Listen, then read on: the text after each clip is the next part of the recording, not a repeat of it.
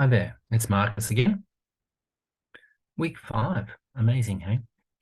And you've got this lovely reading. I really hope you enjoyed it, from Rutger Bregman on Homo Puppy and how we are a social species, how as we learned to become more successful at what we do, we became more sociable, we became more friendly. We, in fact, domesticated ourselves, as he would put it. And he tells this wonderful story of the two quite courageous Soviet scientists who did this, the study on the silver foxes, a study which I might add is still going on. Ludmila Trut is currently 80, 86, 87, 88, I'm not sure, but and she's still in charge of the show there. A wonderful story. Collective learning. When David Christian came up with that concept, he was looking at patterns of human sociality, patterns of people learning to live together, like in Çatalhöyük, the wonderfully preserved early city, town, whatever we want to call it. It's not really a city as we would understand it today. It doesn't compare to Uruk or any of those early Mesopotamian cities, on scale, but it is still an extraordinary piece of human early sociality. Want to think about that in the light of this concept of Homo Puppy. So I'm going to share screen, thinking about collective learning, and we will leap into it. So here we go. Look at that cute puppy, Homo Puppy. All right, it's supposed to come here. Come on. No, it doesn't want to get bigger. It does. It's going to do it. It's just going slowly for some reason. So here we are, Homo Puppy, and there's snapshot number 4. So what can we say? Well, first of all, let's go back to last week's reading. Graber and Wingrow again, okay? Can we read the local and the specific through the big history lens? It's a very good question, and it's one that you might come up with your own answers for. My own feeling is that, yes, we can. I think the local and the specific work within flows of complexity, those maps of complexity that you were all working on, and you've all done, surprisingly well at, really, I think, by and large. Having looked at most of the work has now been marked, just waiting on a little bit more to get done. So we got this, map of complexity, and within which the small matters as much as the large. You and I, each one of us, actually add to the total experience of being human, but also of the planet. We are all part of something much bigger than I think we understand. So this is a history process, a historical process of thinking about the human past and in relation to the human present, and of course, where we might go. The Homo Puppy evolutionary story is an evolutionary story that isn't ending right now. Evolution doesn't stop because you and I are here and we're all, at university doing our various things, and, the present is where things stop. No, evolution is an ever ongoing thing, and much of it is about the chemicals, the hormones. I love that section where they talk about the hormones changing in the silver foxes, for instance. Things are happening, and each one of those animals collectively and individually changes. Okay, so what can we make then from the icons of the Stone Age, which was, weeks ago now, but, there's this fantastic so-called Venus, why were human beings making these images? The purposes may vary. We have abstraction. We have a faceless human woman holding a horn in this particular instance. What is she doing? Is the horn a cup that she pours libations out of onto the ground to please some unknown god? Is she just smashing back a really good beer? Is she about to blow the horn and make music? So we've got widely dispersed culture. We've got importance. We can see that of the mother, of the female figure, the fertility figure. We've got a tension between variety and continuity over, remember, 40,000 rough years or so. The past needs to be read, of course, through our own present lens. How do we bring our own understandings? Now, we've got something going on in our world today that was never thought of in any past, really, though it was acted upon at different times in different ways, which is, how do we understand gender? What's a male? What's a female? What are their roles? Who has power? Do they share power equally or, differentially? And David Graeber and David Wengrow talk very eloquently about those variations as they look at the anthropological and archaeological and historical material. So we've got this question of, how do we read the past? Well, what do we make of those mighty megaliths from from one of your other earlier readings? Megaliths and agriculture? Yes, no. Well, we seem to see megaliths growing around agricultural communities, okay? They're creating sacred landscapes. It's about identity, about solidarity. This is our land. This is our sacred space. It's a bit like the way early settlers across Australia built churches in their towns. Okay. The question, of course, raised by the mighty megaliths is, was there a social order? Who was organizing people to do that kind of work? It's the same question as we would ask about pyramids. But we also know, if we go to Göbekli Tepe, for instance, that megaliths were being definitely set up and much more aesthetically arranged than these guys here that we're looking at. But that they were being arranged by pre-Neolithic peoples. In other words, they were not fully agricultural. They didn't seem to have settlements. Göbekli Tepe was not inhabited, but it was a sacred site. It had other purposes which archaeologists and so on are still trying to work out. But the point is that human beings, many of them, need to come together and collaborate and work together on creating landscape icons like the mighty megalith. Okay. Now we're looking here at a beautiful piece of what's it called? I've gone blank. I've been reading all about this over the last few weeks. The Gilgamesh working with an early literature of the Mesopotamians. It's a clear example of hierarchy. We have Gilgamesh as the king, but he's not being a very good king. He's a young rascal, and the elders need to sort of tame him in some way. So a whole bunch of stuff happens as Gilgamesh becomes the king he needs to be for his people, but he also learns things about being human. Okay, what can we say? We can see the social hierarchy. We've got qualities of an epic and an epic hero who has to go, he goes up and then crashes down and then has to find his way back. And of course, it's a very male epic. That's why I'm saying his, of course. And you'll note that there's this other side to this, which is the role that the women play, the goddess Inanna, for instance, who wants to seduce Gilgamesh, and Gilgamesh refuses, which of course gets him into a lot of trouble. You don't refuse goddesses. We also find this really interesting work on the pre-Noah Utnapishtim.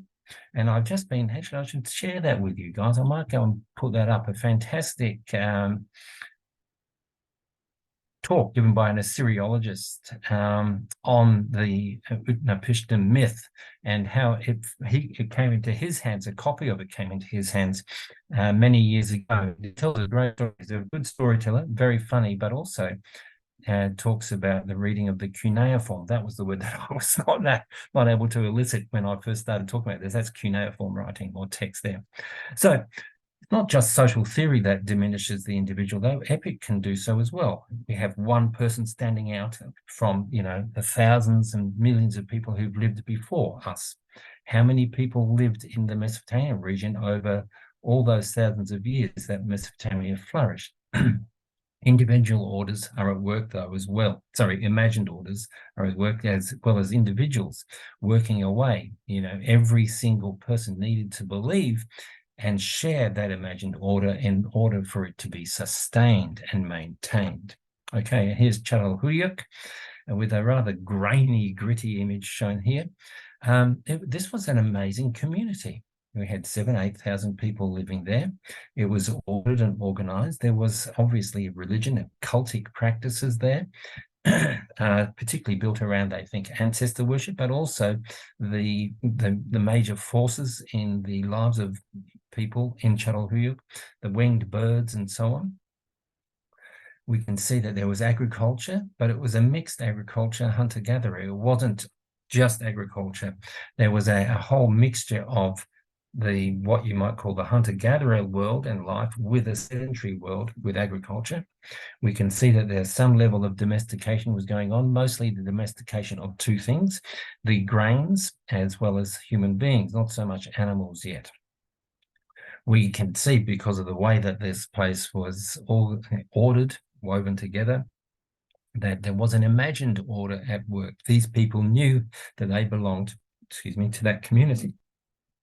And there are also evidence of, webs of trade and communication between other places, with artifacts coming from around the area that this township was sitting in or situated within, but often coming from quite a distance. So we've got a whole bunch of stuff happening in Çatalhöyük. It's a very good example of the Homo puppy kind of thesis that Rutger Bregman is talking to. So what can we know about sociality? Well, sociality is linked to collective learning and also to imagined orders, of course. It's facilitated through webs of movement of information and things, of course, and variety plus similarity. The Graeber and Wengrow sort of story. These things are all working together to create a kind of learning context out of which human beings become greater than the power of an individual. I really like the little story that they give about, the geniuses and the copycats in the reading. I hope you've got to that bit. You can see that the geniuses come up with all sorts of great ideas, but they're kind of unable to share those great ideas. They're not particularly social, whereas the social people will copy the genius making a fishing rod or something, learn how to fish, and then teach everybody else how to do it. So this is an important insight.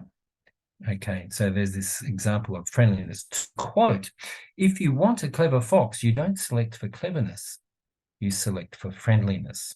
So there's this friendliness gene, and it's linked to the hormones secreted by the fox. If the fox is vicious, it's because there's the hormones that make it anxious, scared, fearful, aggressive, flowing through it, as opposed to more hormones that's like the dopamines and serotonins and so on that we all love, because, when you go to a movie and you're laughing, you're secreting these hormones and you're feeling terrific. It's the same thing when you're with friends or watching the Matildas last week win and then get flogged, of course. So we have that dance going on. So what's our true superpower? It's social learning. Think. Social learning equals collective learning, okay? Think about how collective learning has weaved together understandings and insights into the way we access energy from our surroundings. Think, as we access energy and we weave together more effective technologies and more effective understandings of the world around us, we are also creating complexity. Complexity is what we live in now, but of course it was what, hunter-gatherers were living in too. They had to be able to read the world. It was complex in the way that they understood it, and they came up with imagined orders to manage that. In our world today, complexity is at such a level that with climate change and social inequality and all the rest of it, that we are now being faced with other kinds of questions. And of course, the thing is, will the selfish gene, Richard Dawkins' thesis from the 1970s, overwhelm? Because the selfish gene is still the myth that drives capitalist culture by and large. Or will we come up with a friendliness, empathic kind of a way of working with what I'd call it kin-centric. That means we are kin with all life and also with the materialities of our world, that we need to reframe that. If you want to go and look at work on that, you can't go past the wonderful book Braiding Sweetgrass, which was by Robin Kimmerer. Yes. Kimmerer is her surname. A wonderful book on that kin-centric nature. Okay, so what did good old Dimitri come up with? I have to move this so I can see. His theory was that people were domesticated apes. Do you feel like that? Okay, that for tens of thousands of years, the nicest humans had the most kids. That probably makes sense. The nasty ones probably didn't sort of attract so many potential mates. That the evolution of our species, in short, was predicated on survival of the friendliness. Now, that's a very, very interesting thesis. And I know that it will fly against much of the logic that many of you probably hold as just patently obvious, that human beings are not nice necessarily. We can be friendly, but we're often very tribal. How can we extend, and this is a question for big history, and it's a question for global citizenship in general. I hope you've listened to Liam Mayo's interview this week, that, how do we think globally as citizens, people who belong to an entity, the planetary entity, but at the same time, as many of the interviews before Liam obviously point to, is it's about being local. We have to be in our local environments, living and breathing the values that will flow through into global citizenship. So, still working with good old Bregman, human beings, it turns out, are ultra-social learning machines. Wow, I like that. We're born to learn, to bond, and to play. Maybe it is not so strange then that the blushing, he's talking, remember who blushes where, that blushing is the only human expression that's uniquely human.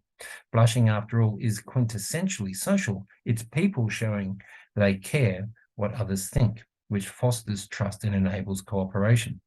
We'll add to that, his work on eyes, and that we're the only species of primate that has whites in their eyes and so on. So it's all these adaptations or changes in our physiology that promote the legibility of our reading of other people, okay? In other words, I've got to know I can trust you. How do I trust you? I've got to be able to see and feel that there's something emanating from you, another person, that I can feel I can put my faith in. Yeah, that's it. So think about the amount of energy, social complexity, and collective learning it took to build the pyramids, okay? Back to good old Yuval Harari, or to set up those megaliths, okay? So where do we sit with this? Bregman's offering us a big picture, Graeber and Wengrow are saying, be careful, beware of big pictures. And I think both of them are right at some levels. It's very easy to be sucked into a singular belief that the world is like this, that all human beings are social. Well, we're not. Let's face it. But by and large, the evolutionary flows of the hominid species that have led to humans, to Homo sapiens, have obviously favored certain traits built around cooperation. It might be cooperation that also includes hierarchies, that includes people like the Gilgameshes and others. But at the same time, we have been able to commit to imagined orders, Yuval Harari, in order to create the world that we live in today. Little Brisbane, it's an amazing place. The Sunshine Coast and our university, it's an amazing place. And it's not just one person that created that. People came from all over, materials came from all over the planet to build our cities, to build our worlds. Even think about your own home or your flat or wherever you're living. If you're living in the back of a car, it's still the product of vast amounts of energy woven together, okay? So continuing with Bregman, our distant ancestors knew the importance of the collective and rarely idealized the individual.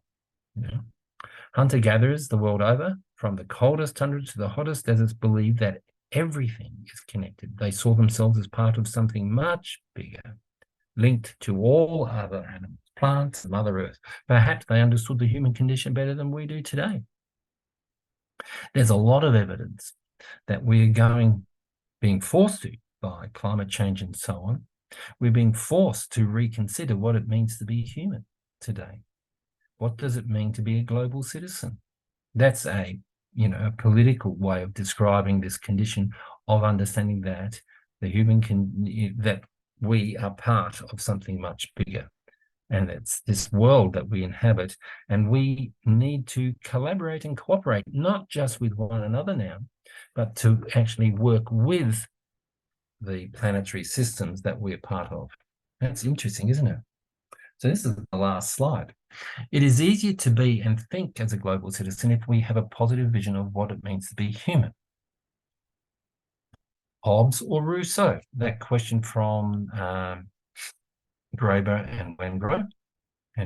Who wins out? If you have a negative image of or understanding of the human being as a collective, you obviously know nice people, I'm sure all of you do, it will shape how we think about what do we do now in a world that is more uncertain, more unstable, that in a world where we have horrible violences continuing. Ukraine's just one example. In a world where competition means more than cooperation. I had a friend text me yesterday. I was laughing because he was in Sweden and I was in Australia when the Matildas and the Swedes were up against one another. I was saying, look, I was calling the Swedish team the Valkyries. And I said, look, the Valkyries are smashing the Matildas. And after the game, he texted me and said, it's a shame that we can't have win-win games where everybody wins.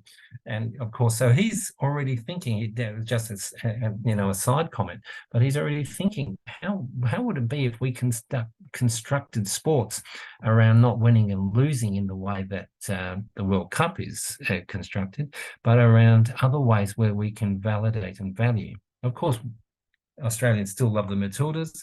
It's been a major shift in Australian consciousness around sports, especially women's sports and so on. Lots more money apparently is going to be thrown in that direction, but it's still all about winning. Okay, I don't know whether I'm sort of got the wrong end of the stick in that regards, but certainly that's an aspect to think about. And so going on then, clearly people are not always nice. We know that. There are Putins in the world. And we have millennia of enculturation in separation, okay? We've been taught that the tribe and the species, well, this is us and they're them. So, we've got to work with our consciousnesses at expanding our sense of who is family, what does it mean to belong? Okay, so species, tribe, species, race, city, economics, religion, all provide identity anchors, and they are complex and they can be very messy. There's a book that I've just produced called Transitional Selves, and it's all about our identity, okay, in a pluralized world. How do we manage that? In fact, I might make available a reading from that book, the introduction in my first chapter to it, just so you get a sense of what I'm talking about in that space.